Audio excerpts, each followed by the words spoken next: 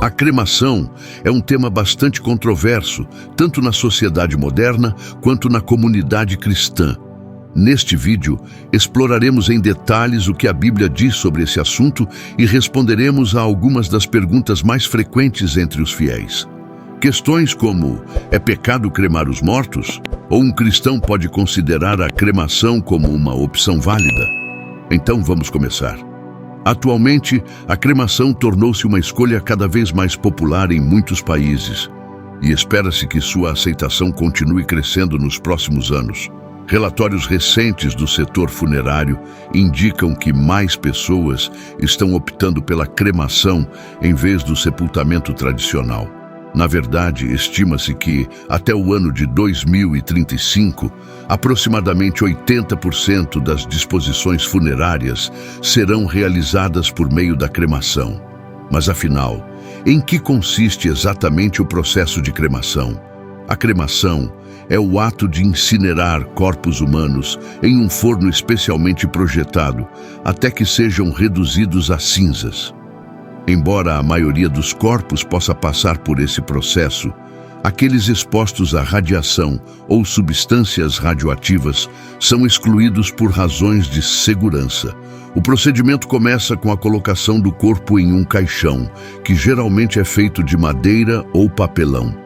Em seguida, esse caixão é introduzido em uma câmara de cremação que atinge temperaturas extremamente altas, próximas a 1000 graus Celsius.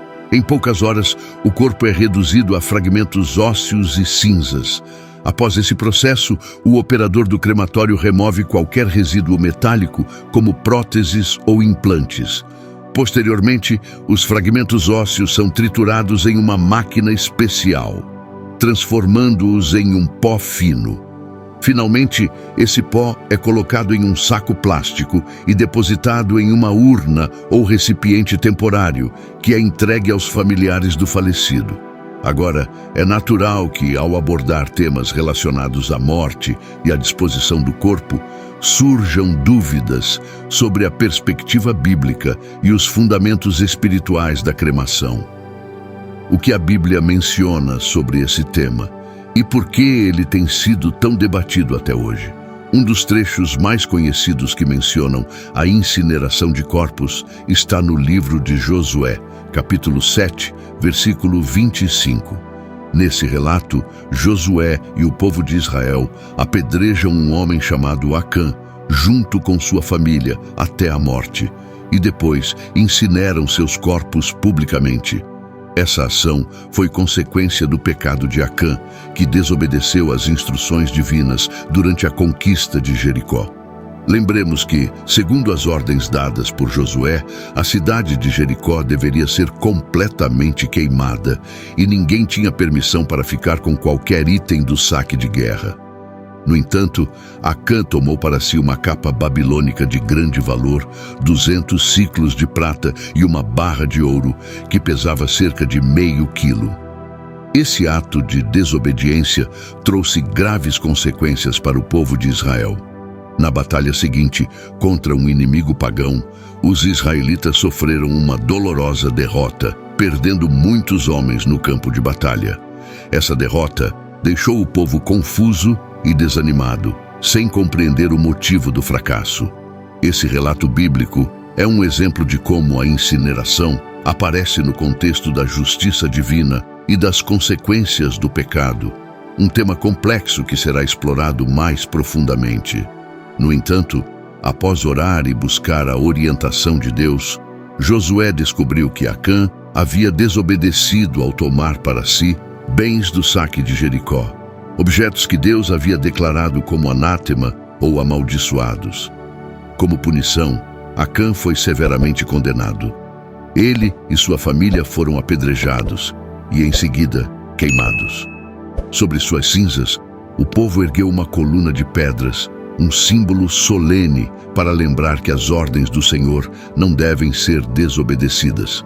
Após a morte de Acã, Israel voltou à batalha e obteve uma vitória significativa, reafirmando a importância da obediência e da pureza espiritual. Este episódio nos mostra que no livro de Josué, a incineração dos corpos está associada à punição para aqueles que desobedecem aos mandamentos de Deus.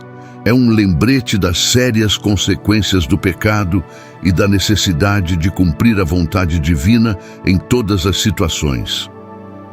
Outro exemplo relacionado à incineração está no primeiro livro de Samuel, capítulo 31, versículos 11 a 13, onde um evento semelhante é descrito.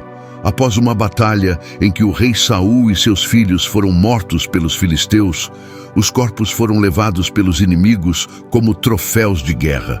Saul, que havia desobedecido a Deus repetidamente, foi substituído por Davi, um pastor de ovelhas com o coração alinhado à vontade divina. Ao saber da notícia, bravos guerreiros israelitas recuperaram os corpos de Saul e de seus filhos, trazendo-os de volta a Israel e incinerando-os, algo extremamente raro entre os israelitas. A decisão de queimar os corpos, segundo muitos estudiosos, pode ter sido devido ao estado avançado de decomposição em que se encontravam, além de o povo estar em meio a um conflito militar, o que impossibilitava um sepultamento digno para um rei e sua família. No Antigo Testamento, encontramos outras referências à prática da incineração, especialmente em contextos de punição. A incineração de um corpo era vista como uma medida de humilhação e, em alguns casos, uma pena aplicada a crimes graves. No livro de Levítico, por exemplo, há situações em que a pena é ser queimado com fogo. Um desses casos menciona que se um homem tomar sua própria mãe como esposa, será castigado dessa forma devido à gravidade de seu pecado. Outro trecho em Levítico afirma que se a filha de um sacerdote se prostituir, desonra o pai e deve ser queimada. Embora esses textos do Antigo Testamento mencionem a incineração como punição, nos tempos modernos, a cremação tem sido interpretada de maneiras diferentes. Alguns cristãos acreditam que ela poderia interferir na ressurreição dos mortos durante a segunda vinda de Cristo, pois consideram que o corpo deve permanecer íntegro para esse momento. Outros, porém, argumentam que o método de sepultamento não é central na fé cristã, já que o que realmente importa é a alma e não o corpo físico. Sob essa perspectiva, a cremação seria uma questão de escolha pessoal ou cultural, sem implicações espirituais diretas. Assim, a cremação se torna um tema que cada indivíduo deve refletir e decidir de acordo com suas crenças e sua compreensão das Escrituras. É interessante explorar o que a Bíblia menciona sobre o tema da cremação. Embora a palavra cremação não seja mencionada diretamente nas Escrituras, condena-se o ato de queimar pessoas como oferendas a deuses pagãos, uma prática comum em culturas idólatras. Em contrapartida, a Bíblia destaca a importância de proporcionar um sepultamento digno, algo evidenciado em diversos relatos que ressaltam a necessidade de honrar os falecidos. Um exemplo claro dessa importância é o caso de Abraão, que comprou um terreno para enterrar sua esposa Sara, garantindo que ela tivesse um sepultamento adequado. No Antigo Testamento e nos tempos de Jesus, era comum que os mortos fossem sepultados na terra, uma prática profundamente enraizada na tradição judaica. Desde o episódio de Abraão, passando por inúmeros relatos bíblicos, o sepultamento terrestre aparece como uma constante, sendo posteriormente incorporado também na prática cristã. Para compreender melhor esse tema, é útil considerar o que diz Gênesis 3:21. Com o suor do teu rosto comerás o teu pão, até que tornes a terra, porque dela foste tomado, pois tu és pó e ao pó voltarás. Este versículo é fundamental no pensamento de muitos cristãos, pois sublinha que o ciclo natural da vida implica que viemos da terra e, ao morrer, devemos retornar a ela. Nesse sentido, o sepultamento, que devolve o corpo ao solo de onde veio, é visto como um ato que permite à natureza seguir seu curso. Por essa razão, a tradição cristã sustenta que práticas que alterem esse processo de maneira não natural, como a cremação, podem ser vistas como inadequadas por alguns fiéis.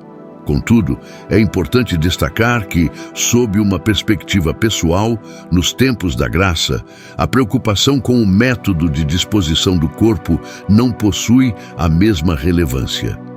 O foco principal do cristão não deve estar no destino do corpo físico, mas na salvação e no destino eterno da alma. Um versículo-chave nesse sentido é Mateus 10:28, onde Jesus declara: "Não temais aqueles que matam o corpo, mas não podem matar a alma. Temei antes aquele que pode fazer perecer tanto a alma como o corpo no inferno."